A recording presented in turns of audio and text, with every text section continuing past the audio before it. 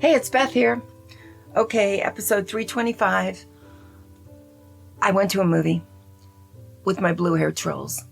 Hollywood calls us blue hairs if we're over 53, so I'll call us blue hairs. I saw a funny movie. I couldn't believe it. I was in the theater. Everybody was laughing. It's the Nicolas Cage movie, The Unbearable Weight of Movie Talent. It's hysterical. He's hysterical. His comic timing is fantastic. I had no idea. He's shown it a little bit in the past, but nothing like this. The cast was incredible. Pedro Pascal and he together are hilarious. Okay, no problems. Not really.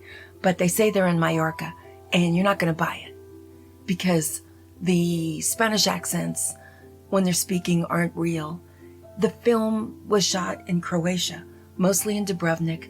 Why didn't you just tell me that? I mean, or whatever. But it just took me out of the movie a little tiny bit, but no big deal. The rest of the movie is incredible. It's the greatest story. There's a scene where Pedro's talking about how seeing guarding tests taught him how to forgive his dad towards the end. You know how movies make an impact. He's madly in love with Nicolas Cage. There's nothing wrong with this guy.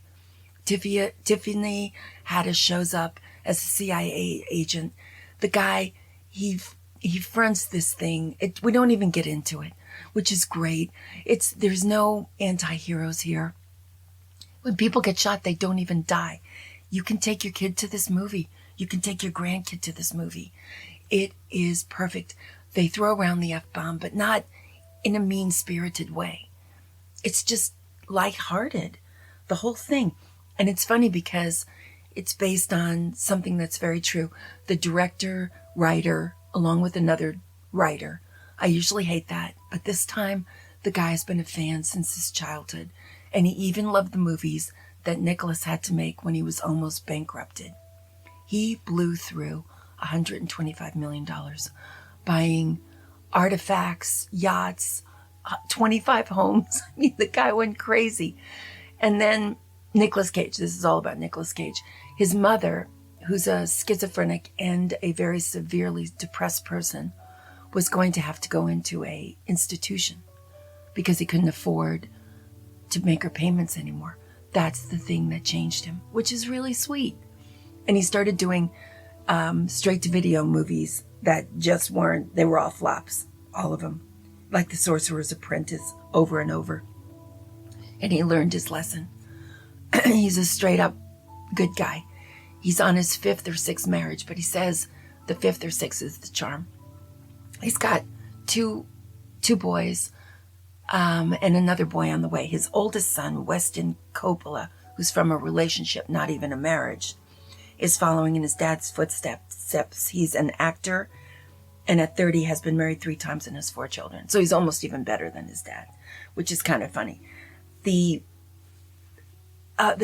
spectacular stunt work, the relationship between these two guys, the way Nicolas in this movie, he has one daughter and he cares for her.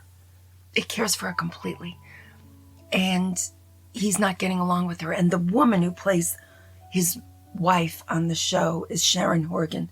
She's from Catastrophe. She's a British actress. She held her own next to him.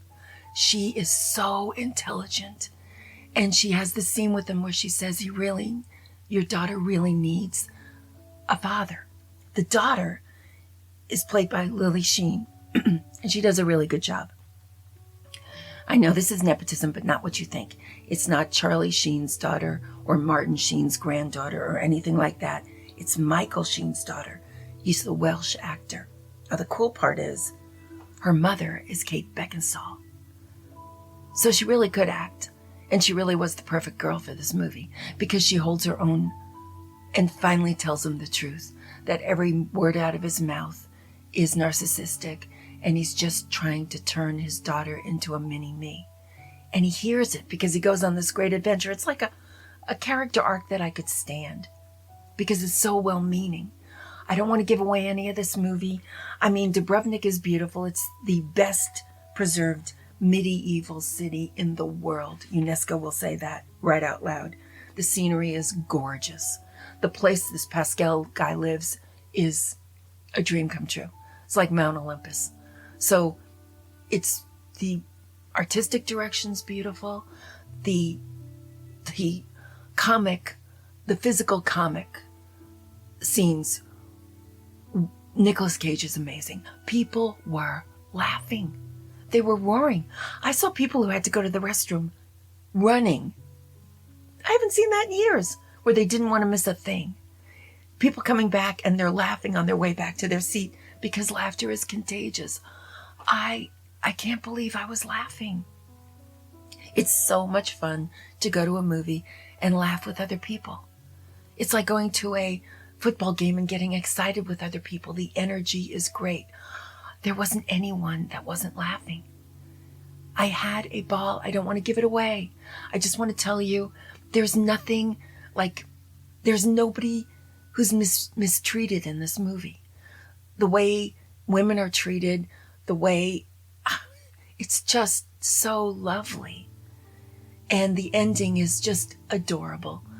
It's almost too simple to like, but because these actors were so engaging and the stakes were so high, it was about his daughter. She was a teenager. Just that it made it so beautiful. Such a great family movie. Such a great movie to go to with anybody. You can take your husband because it's Nicolas Cage. And he's Nicolas Cage. He's still that guy. It's so great. Please go see it. Give it some money. It only cost $30 million. They could make a nice big profit on it. We could show Hollywood what we want, which is nice, good stories that we can take our family to, that you can leave the theater and just feel great about. This was it. So please go see The Unbearable. What a title. The Unbearable. I can't even say it because I always want to say The Unbearable Lightness of Being, which is also a great movie, but very different than this. This one is The Unbearable Weight of Movie Talent. And it's fun. Just fun. Forget about everything. Get lost in it. Just enjoy yourself. So this is one for sanity because laughing is the best medicine, right? And I think it's the best medicine to remain sane.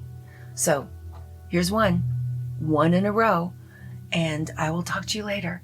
And I'll keep going to the movies so you don't have to. But this one, you have got to go. You've got to go. Okay? I demand it. Thank you. Bye-bye.